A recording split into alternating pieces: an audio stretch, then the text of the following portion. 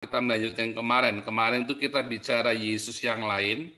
Ya, saya bukan penganut Trinitas, tetapi saya membantu Anda karena saya kan dari gereja Trinitas dulunya. Saya belajar teologi Trinitas dan yang pasti saya sangat concern sekali dengan masalah Trinitas.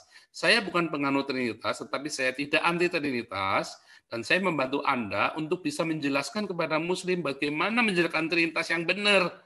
Nggak ngaco, ya, nggak kayak kemarin, ya, neneknya Deki, neneknya Muriwali, neneknya Paul sama-sama nenek-nenek, nggak begitu, ya. Ini contohnya begini nih, ya. Jadi kita akan menjelaskan bagaimana bukan neneknya Paul, neneknya Deki, neneknya Muriwali sama-sama nenek-nenek. Ini bukan Trinitas, karena kan tiga nenek ini kan berbeda. Nah, kalau di dalam Trinitas, tiga nenek ini jadi satu nenek. Nah, begitu ya. Karena kata echad itu adalah tiga jadi satu. Ini kan tiga jadi satu. Kalau ini menggenapi hukum logikanya Muriwali, either or atau hukum identitas. Identitas mereka adalah nenek-nenek, tetapi mereka menggenapi juga hukum logika either or. Sedangkan hukum Trinitas tidak menggenapi either or. Karena itu adalah sebuah intuisi, hukum intuisi. Nggak mungkin seorang nenek, ya, seorang A yang bukan B, tetapi A dan B adalah C, maka A dan B pasti selalu C, nggak mungkin bukan B, maka A sama dengan B sama dengan C.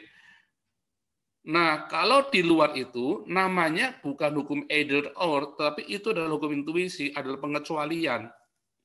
Itu Muriwali kayak gituan nggak paham. Dia cuma guru agama soalnya Muriwali. Kalau saya memang seorang apologet. Muriwali guru agama, jadi dia kagak ngerti yang begini-beginian. Oke, ini contohnya begini ya, saya jelaskan lagi nih ya. Kalau hukumnya Muriwali kemarin bilang tuh, kan dia bilang ada hukum identitas. Ini hukum ya, sebentar. Hukum logika. Hukum logika. Ya, salah satunya adalah hukum identitas dan hukum either or. Either or. Nah, kalau kita lihat tadi, ya ini adalah nenek. Ini adalah nenek, ini adalah nenek. Ini hukum identitas. Dia adalah nenek. Kalau dia adalah nenek, apakah dia bisa seorang gadis? Bisa kalau dia tidak menikah, artinya seorang perawan. Nenekku sudah jelas bukan perawan, karena nenek saya punya lahir ibu atau bapak saya, kemudian jadi jelas bukan perawan.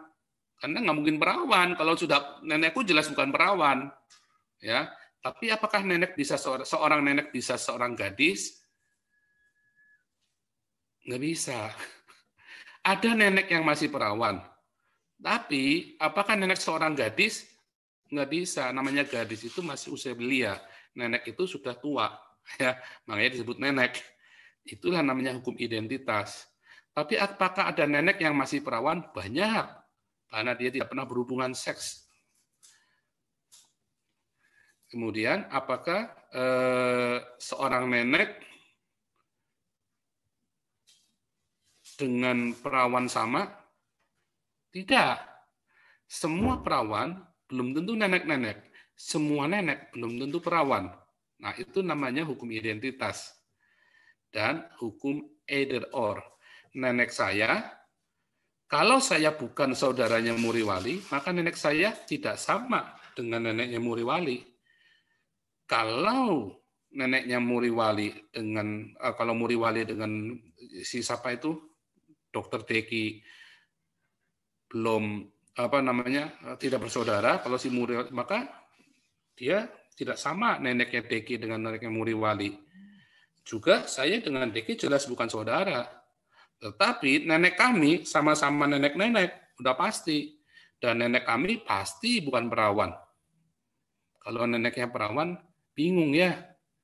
Kalau secara teknologi itu bisa semua dibuat. Tetapi ngapain bikin begitu juga. Tetapi kalau secara spiritual, misalnya Maria, ia lahir dari seorang perawan. Itu namanya hukum intuisi. Di luar nalar. Makanya namanya hukum intuisi, pengecualian. Tadi, ya. namanya hukum intuisi. Ini nggak bisa hukum intuisi. Semua yang tidak bisa dilakukan dalam hukum logika yang nalar, maka dia disebut dengan hukum intuisi. Nah itu, ya pengecualian namanya. Oke, kita nggak akan membahas itu hari ini. Anda bisa masuk ke prinsip saya di dalam berapologet adalah kembali kepada teks. Ya, di Eropa ada dua kelompok besar, yaitu orang yang menganggap seluruh Alkitab adalah sebuah metafora, tetapi ada satu kelompok, jadi ada dua kelompok ya, kelompok Alkitab bahwa semua Alkitab adalah metafora, tapi ada satu kelompok Alkitab secara teks itu adalah nyata. Dan saya termasuk orang yang secara teks adalah nyata. Jangan tambah-tambahin, jangan kurang-kurangin. Jangan di metafora, jangan di tafsir-tafsir yang berlebihan. Ya, sama. Nah, orang reform termasuk orang yang berkata bahwa seluruh Alkitab adalah metafora. Ya, di Eropa ini orang reform termasuk orang yang berkata bahwa Alkitab adalah sebuah metafora. Jadi mereka bisa bongkar-bongkar seenaknya mereka sendiri, suka-suka mereka, ditafsir sesuka hati mereka. Kalau bagi saya, Alkitab itu adalah kitab yang suci dan tidak mungkin salah. Alkitab tidak mungkin salah. Kalau ada yang salah, itu kita yang salah menafsirkan atau salah baca. Makanya dalam tradisi Yahudi ada yang namanya pardes dan gematria. Ada persyat. Pahami dulu teksnya sebelum kamu melakukan tafsir. Sebelum beranjak ke yang selanjutnya, pahami dulu teksnya. Makanya dari kemarin saya harus bilang kamu jangan asumsi dulu, belum diasumsi, setia dulu, komit dulu dengan yang tertulis. Pahami dulu yang tertulis satu demi satu.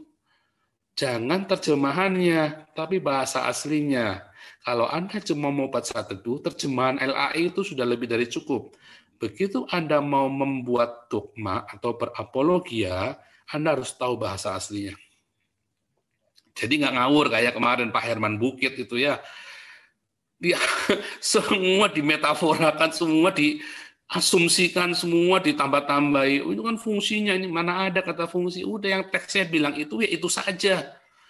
Anda lihat ya, semua ya, Anda yang bisa ikutin, semua yang saya ngomong, semua tekstual. Begitu nggak tekstual, saya langsung jawab. Teksnya begini, artinya begini, udah. Nggak perlu tafsir. Kalau saya nggak tahu teksnya, saya akan bilang, saya belum nemu teksnya. Simpel aja, kita nggak usah maksa, gitu. Ya memang kita belum, mungkin kita pernah baca, tapi kita nggak kepikir waktu itu. Dan nanti tiap hari Tuhan akan bukan Alkitab itu ada 31.000 ayat. Dan setiap ayat itu kita bacanya dalam terjemahan. Ya, saya pun tidak selalu baca pakai bahasa aslinya. Setelah 3 tahun ini, saya kemudian membaca Alkitab dalam bahasa aslinya satu persatu, satu demi satu. Bukan 3 tahun ya, sejak 2015, berarti 5 tahun terakhir ini. Ya, saya baru membaca aslinya. Jadi dan itu terbatas sekali, ya terbatas sekali karena bahkan orang Yahudi pun harus mengulangi. Bahkan kita punya tahu bahasa aslinya pun kita harus hati-hati satu teks demi teks. Ketika kita baca, ya nggak berarti apa-apa. Tapi kemudian tiba-tiba suatu kali kita membaca lagi itu berarti sesuatu. Ya, ketika saya membaca hawa nafsu contohnya, hawa nafsu atau tesuka, nggak berarti apa-apa. Tapi setelah kemudian 2 tahun yang lalu, saya membaca kata tesuka, ternyata cuma 3 kali disebut di Alkitab. Saya terkejut, dan itu saya gali lagi. Dan saya menemukan banyak hal yang indah di dalam situ. Jadi satu kata, tesuka. Dulu kita berpikir hawa nafsu itu, dulu saya juga berpikir bahwa hawa nafsu adalah akibat dari dosa. Tetapi sekarang saya ngerti, hawa nafsu itu adalah sebuah anugerah. Berkat. Uang, hawa nafsu itu adalah berkat. Tetapi ketika Anda dikontrol oleh hawa nafsu, ketika Anda dikontrol oleh uang, itu jadi kutub. Hawa nafsu dan uang adalah sebuah anugerah. Tetapi ketika Anda dikontrol oleh uang, ketika Anda dikontrol oleh hawa nafsu, itu jadi kutukan. Ya, tahu bedanya ya? Hati-hati dengan itu. Ya, uang adalah berkat. Hawa nafsu adalah berkat. Tetapi ketika Anda dikontrol oleh uang dan hawa nafsu, itu jadi kutub. Itu ya. Nanti lihat video saya Tesuka. Judulnya Tesuka ya. Saya pernah khotbah dalam bahasa Jerman tentang Tesuka, bahasa Jerman dalam bahasa Belanda, dalam bahasa Inggris, tapi saya juga pernah khotbah satu khusus dalam bahasa Indonesia, Tesuka. Gitu ya. Dosa pertama kali akibat Kain tidak bisa mengontrol Tesukahnya sehingga ia dikuasai oleh Tesukah. Nah, menjawab pertanyaan Pak Iman kemarin, manusia itu dikuasai oleh roh, apa dikuasai setelah dari Eden itu dikuasai oleh roh atau dikuasai oleh apa? Dipimpin oleh apa? Nah, ketika manusia keluar dari Eden, ia tentu saja dipimpin oleh roh Allah. Roh Allah masih ada bersama dengan roh Allah memimpin Adam dan Hawa untuk keluar dari Eden karena Adam dan Hawa diutus keluar untuk mengelola dunia yang jahat dan dunia yang hancur ini yang dikuasai oleh Helel ben Sakar, Yesaya 14 ayat 12. Nah, Adam dan Hawa keluar dari Eden dan mengelola sehingga tanah itu yang dikelola itu, tanah yang terkutuk itu, tanah itu bisa menghasilkan buah bagi Adam dan Hawa, bagi manusia, dan terus dikelola. Mereka berkembang biak. Nah, ketika mereka berkembang biak, ada anak-anak yang dipimpin oleh roh Allah, ada anak-anak yang dipimpin oleh Tesuka, oleh hawa nafsunya. Nah, Kain adalah anak-anak yang dipimpin oleh hawa nafsunya. Itulah disebut anak-anak manusia. Disebut anak-anak manusia. Anak-anak manusia adalah anak-anak yang dipimpin oleh hawa nafsu. Anak-anak daging. Ya, dalam perjanjian baru itu ada anak-anak daging. Tapi orang-orang yang dipimpin oleh roh Allah disebut anak Allah. Nanti Anda bisa cari ayatnya ya. Orang yang dipimpin oleh roh Allah disebut anak Allah sabda. Ya, nanti Anda bisa cari cara nyanyinya begitu ya. Anda ingat satu kalimatnya dalam ayat tersebut, terus Anda cari. Karena kita nanti nggak ada waktu buat diskusi masalah itu. Nah, orang yang dipimpin oleh roh Allah disebut anak Allah. Orang yang dipimpin oleh daging itu disebut anak-anak daging. Ya, dalam Galatia 5 ayat 17 sampai 23, hiduplah oleh roh, maka engkau tidak akan hidup menurut daging. Dan buah roh itu telah nyata. Nah, Kain hidup oleh daging, sementara Habil hidup oleh roh. Maka Kain membunuh Habil. Makanya dalam Roma 5, dosa hamartia, maut itu menjalar. Maut pertama kali dilakukan oleh Kain. Hamartia pertama kali dilakukan oleh Kain. Nah, kata dosa dalam perjanjian baru dilekatkan kepada Adam itu bukan dosa, tapi melangkah keluar dari Eden ke dunia. Sama seperti Yesus melangkah keluar dari surga ke dunia. Transgresi, parabosa, melangkah keluar, melangkah, step down. Anda kalau Anda mengikuti pengajaran rabbinik yang modern, bukan yang klasik, bukan yang di dalam Talmud. Karena di dalam Talmud, mereka kemudian, Talmud adalah sebuah tafsir. Nah, di dalam tafsir klasik, Anda akan menemukan Adam berdosa. Mungkin ya, mungkin. Saya harus cek bahasa aslinya. Tetapi kemarin saya ditunjukkan nih Adam berdosa. Oh enggak, Adam itu step down. Saya sedikitnya tiga rabi. Saya menemukan 3 pengajaran dari rabbinik Yudaisme mengatakan Adam itu tidak berdosa. Adam itu step down, melangkah turun dari Eden ke bumi. Step down, bukan dosa. Nah, itu Anda harus mengerti konsep seperti itu. Kalau enggak nanti Anda bingung. Ya, nanti Anda bisa lihat apakah Adam berdosa. Nanti itu Anda bisa lihat videonya ya.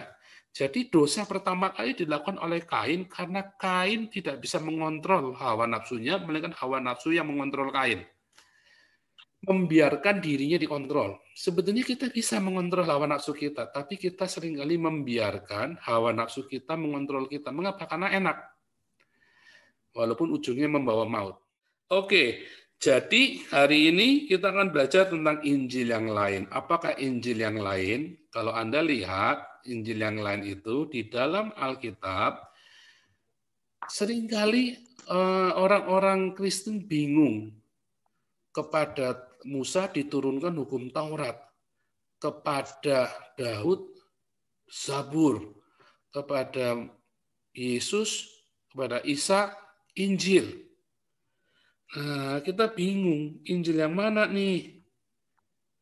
Injil yang mana? Injil yang lain itu di dalam Alkitab.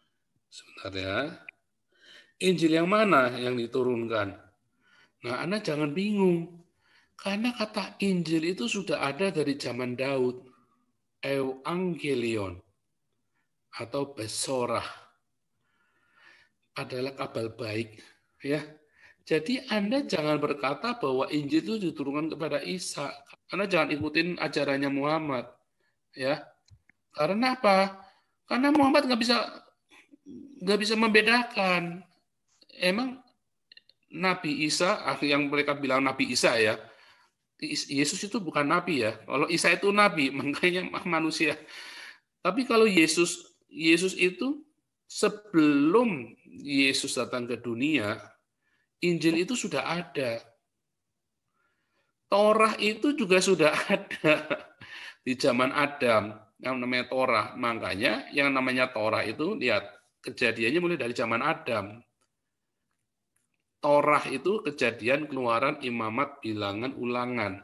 Lihat, di dalam kejadian pun ada cerita tentang Adam, dan itu adalah Torah, hukum atau perjanjian. Ya, Torah itu adalah sebuah hukum, nomon. Kata Torah itu artinya hukum, nomon itu juga artinya hukum, atau sama dengan perjanjian. Perjanjian adalah sebuah Torah. Alkitab kita adalah perjanjian, diateke, perjanjian lama dan perjanjian baru. Diateke adalah sebuah covenant. Covenant itu adalah hukum. Ya. Jadi Anda bisa membedakan tuh. Torah atau diateke atau nomon itu adalah sebuah hukum. Adam diberi sebuah hukum, diberi perjanjian. Nuh, Daud, semua diberi perjanjian. Yesus menggenapi semua perjanjian itu. Jadi Yesus menggenapi Torah. Apakah Torah sebuah kabar buruk? Bukan. Torah adalah sebuah evangelion, sebuah kabar baik. Jadi Torah itulah evangelion, kabar baik. Kalau Torah itu membuat Anda jadi celaka, maka itu kabar buruk. Tapi kalau Torah itu hidup di dalam Anda, dan Anda hidup diberkati oleh karena Torah, maka Torah itu menjadi sebuah evangelion. Paham ya? Betulkah Torah itu diturunkan kepada Yesus? Karena Yesus berkata di dalam Matius 5 ayat 17, 18, 19, Yesus tidak meniadakan hukum Torah. Bahkan Yesus tidak mengajarkan ajaran yang baru, tidak akan mengubah-ubah, tidak menurunkan agama baru kepada kita. Yesus datang itu untuk menggenapi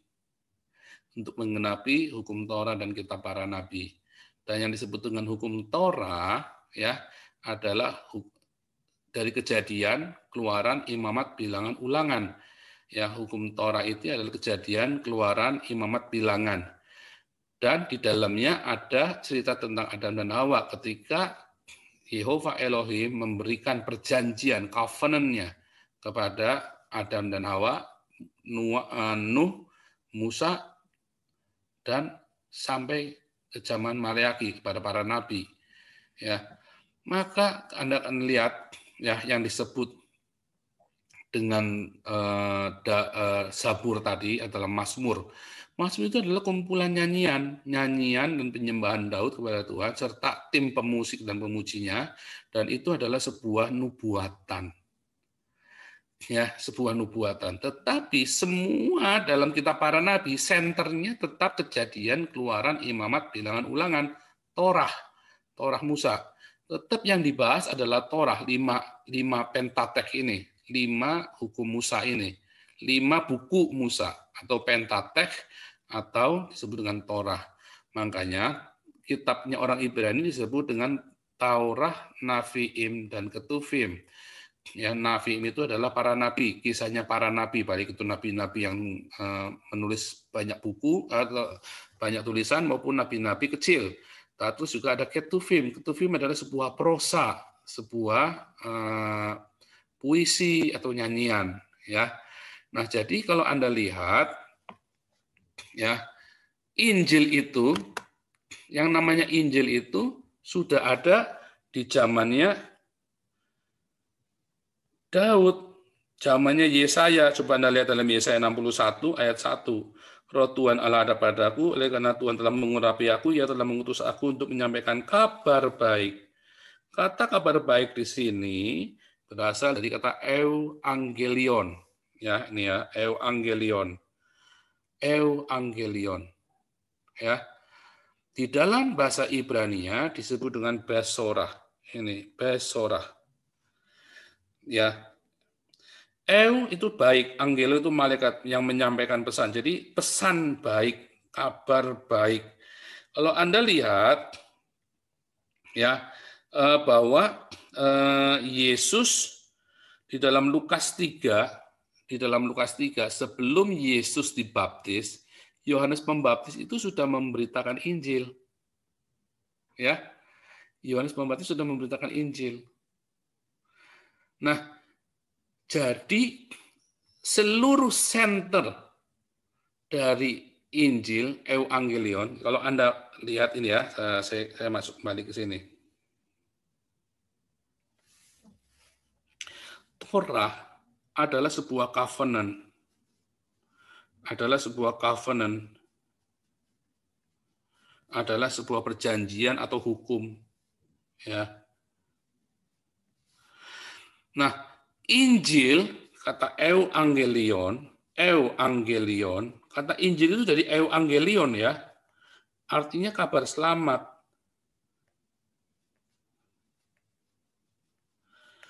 Ini adalah sebuah kabar selamat bagi manusia. Makanya seluruh Torah adalah Evangelion. Daud memberitakan Evangelion, memberitakan kabar selamat. Torah. Ya. Yesaya memberitakan kabar selamat, Evangelion. Yohanes Pembaptis memberitakan kabar selamat, Evangelion. Atau besorah dalam bahasa Ibrani, Evangelion dalam bahasa Yunani. Tapi kan Daud nggak berbahasa Yunani. Nah, di dalam Septuaginta, Alkitab yang berbahasa Yunani dalam Perjanjian Lama, dan itu diakui oleh seluruh orang Yahudi, baik yang modern maupun yang klasik. Septuaginta disebut Evangelion, kata besorah itu. Besorah.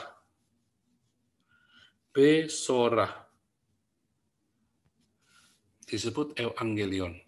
Ya. Nah, tadi dalam Yesaya 61 ayat 1 contohnya tadi ya, memberitakan Evangelion, memberitakan besorah. Nah, coba kita lihat di dalam Lukas 3.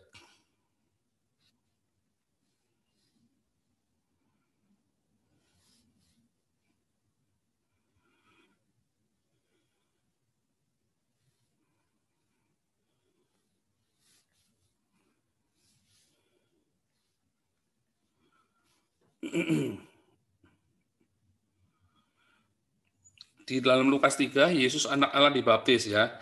Tapi lihat sebelumnya. Ayat ke-21, Yesus dibaptis. Tapi kalau kita lihat dalam ayat 18, dengan banyak nasihat lain, Yohanes memberitakan Injil. Loh, di zaman Yohanes Pembaptis ini belum ada Matius, Markus, Lukas, Yohanes loh. Jadi yang namanya Injil itu bukan Matius, Markus, Lukas, Yohanes. Yang namanya Injil itu, apa yang diberitakan Yohanes? Ya Torah itulah. Ya, Torah, Nafiim, dan Ketuvim. Ya, memberitakan Injil itu. Itulah yang diberitakan oleh Yohanes. Karena belum ada Matius, Markus, Lukas, Yohanes. Dan kalau kita balik lagi, ya, di dalam Lukas 4, ketika Yesus membaca ini, lihat ya, lihat Lukas 4 ayat 17, kepadanya diberikan kitab Nabi Yesaya, dan setelah dibukanya ia menemukan nas di mana ada tertulis, Roh Tuhan ada padaku, oleh sebab ia telah mengurapi aku untuk menyampaikan kabar baik.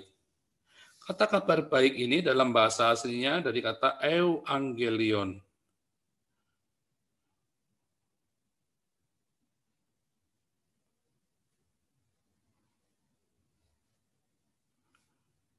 Sama ya tadi yang di dalam Yesaya tadi. Sama dengan yang ada di sini. Sama dengan ini ya. Evangelion. Anggap ya. Yang saya tulis biru itu. Evangelion. Gitu ya. Atau Besora. Evangelion atau Besora.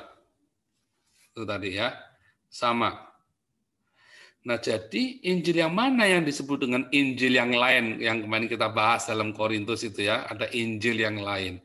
Lihat semua kabar ya dari Kejadian ya, orang-orang teolog-teolog sering berkata Kejadian 3 ayat 15 adalah proto evangelion, proto Injil. Adalah Injil yang pertama. Salah ya, Injil yang pertama itu dari Kejadian 1 ayat 1. Pada mulanya alam diciptakan yang jasmani dan yang rohani itu adalah sebuah Injil, kabar baik. Itu adalah sebuah berkat bagi manusia karena Allah memberkati seluruh ciptaannya. Itu adalah sebuah kabar baik. Jadi seluruh Alkitab adalah sebuah kabar baik buat kita. Ya, tetapi kalau kita tidak tinggal di dalam firman-Nya, maka kita sedang di luar kabar baik itu. Kita sedang cilaka, sedang terkutuk. Tapi kalau kita tinggal di dalam firman-Nya, maka itu adalah kabar baik. Karena seluruh ini dulu dikuasai oleh iblis, dan semua yang di bawah kuasa kegelapan ini di bawah kutuk. Tetapi kalau kita hidup di bawah firman Tuhan, maka kita di bawah kabar baik itu. Kalau kita percaya dengan firman Tuhan dan tinggal di dalamnya, kita sedang mengalami kabar baik. Makanya para nabi dari mulai Torah, Nafiim, Ketuvim, atau semua nabi-nabi di dalam perjanjian lama, itu memberitakan kabar baik bahwa Mesias, Yesus akan datang. Para rasul memberitakan kabar baik bahwa Mesias sudah datang. Ya, coba kita lihat gambarnya ya.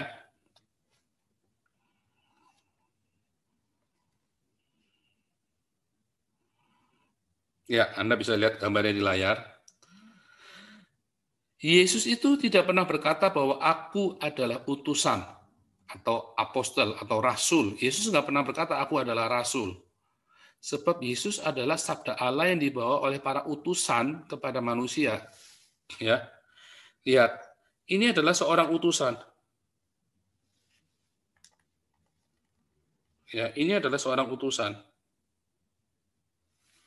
Ini adalah seorang utusan. Apostel atau nabi, ya. Nabi menubuatkan, membawa firman, utusan yang membawa firman. Nabi membawa firman, menubuatkan Mesias akan datang. Yesus akan datang. Para rasul atau utusan menyampaikan bahwa Mesias sudah datang. Para nabi menyampaikan firman, membawa pesan bahwa Mesias atau Sang Firman akan datang menjadi manusia. Para rasul menyampaikan bahwa Sang Firman sudah datang sebagai manusia. Dan ini, gulungan kitab ini adalah firman yang dibawa oleh para nabi dan para rasul. Dan Yesus adalah ini, gulungan kitab ini. Yesus adalah sabda. Yesus adalah sabda yang dikirim. Makanya Yesus bukan ini. Yesus bukan utusan ini. Tapi Yesus adalah firman itu sendiri yang disampaikan oleh para nabi. Yesus adalah firman yang disampaikan oleh para rasul. Tahu bedanya ya? Itulah sebabnya Yesus tidak pernah berkata, aku adalah utusan. Yesus tidak pernah berkata, aku adalah apostel. Memang dalam Ibrani menyebut Yesus adalah apostel, tapi Yesus tidak pernah berkata, akulah nabi, akulah apostel. Nggak pernah.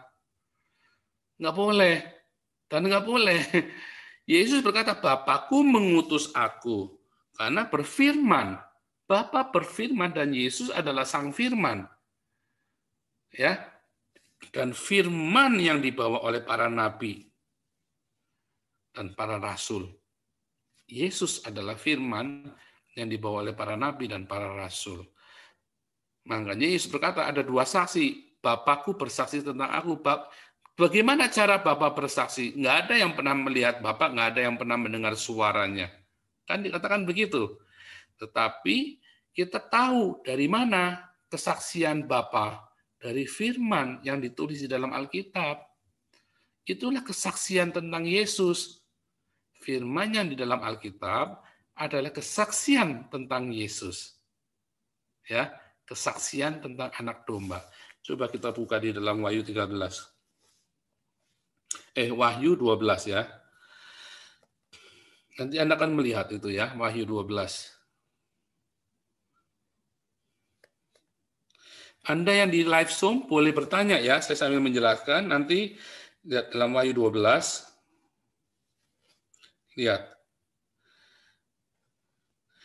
Ayat 17 ya, Wahyu 12 ayat 17. Maka marahlah naga itu kepada perempuan itu, lalu memerangi keturunannya yang menuruti hukum Allah, yaitu Torah. Siapa yang punya Torah? Orang Yahudi, ya. Dan memiliki kesaksian Yesus. Siapa yang punya kesaksian Yesus? Orang Kristen.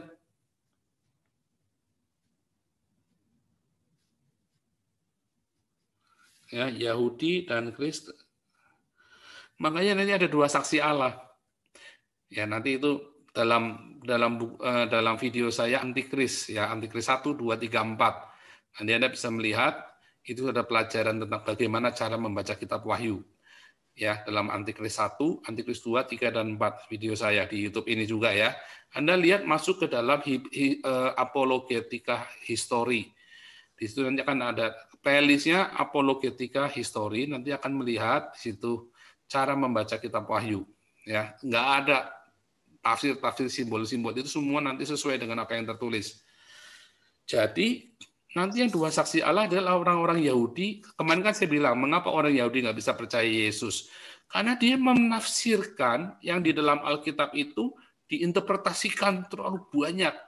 Sehingga mereka mempunyai standar-standar bahwa Mesias itu harus begini, sesuai dengan maunya mereka. Itulah sebabnya dalam Kisah Rasul 1, para murid bertanya, Guru, kapan engkau memulihkan kerajaan bagi Israel? Karena Mesias datang itu bagi orang Yahudi adalah pemulihan kerajaan bagi Israel.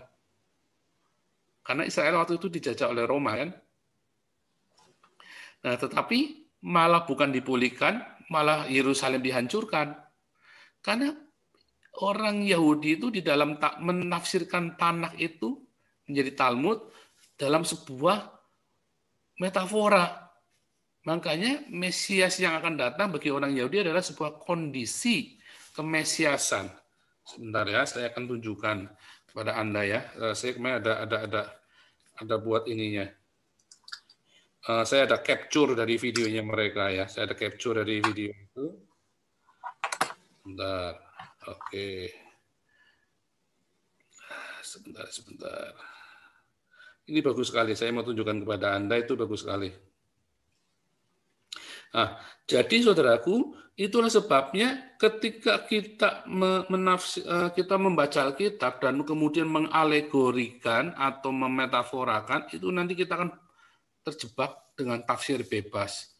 Lalu Anda memaksakan yang paling menang debat, nanti yang itu yang dipakai. Enggak. Anda baca teksnya saja, sederhana saja, simple, teksnya saja. Itulah sebabnya saya merekomendasikan LAI, karena LAI tidak menafsirkan. LAI itu melakukan kontekstual, tetapi tidak menafsirkan, tidak memakai dogma. Itulah sebabnya orang Katolik bisa pakai, orang Protestan bisa pakai, orang karismatik bisa pakai. Tetapi ketika Anda mau membangun dogma, Anda harus pakai bahasa aslinya. Jangan pakai terjemahan, walaupun bahasa Inggris. Karena apalagi terjemahan bahasa Inggris itu sudah jelas, sangat syarat dengan dogma. Gunakanlah LAI, itu cukup. Ya, gunakan LAI, lalu Anda gunakan bahasa aslinya kalau Anda mau berapologia. Loh, kalau gitu yang nggak tahu bahasa asli nggak bisa berapologi. Iya, jangan. Anda cukup memberitakan Injil. Memberitakan Injil berbeda dengan berapologia. Walaupun di dalam pemberitaan Injil, biasanya Anda akan berapologia. Tetapi Anda cukup memberitakan Injil dan bersaksi. Bersaksi itu Anda menceritakan bagaimana Tuhan bekerja dalam hidup Anda. Anda disembuhkan, Anda dipulihkan hidupnya, kayak saya, keluarga saya dipulihkan, ya, kemudian hidup saya dipulihkan, saya bisa mengampuni, saya bisa kemudian memberkati banyak orang, saya bisa kembali melayani Tuhan, memberitakan Injil. Itu adalah sebuah kesaksian. Bagaimana saya berjumpa dengan Tuhan Yesus, itu kesaksian. Saya stop di situ nggak apa-apa, tetapi saya dipanggil untuk berapologia, bukan menafsirkan, tapi ngerti bahasa aslinya. Ya, Anda lihat di layar Anda.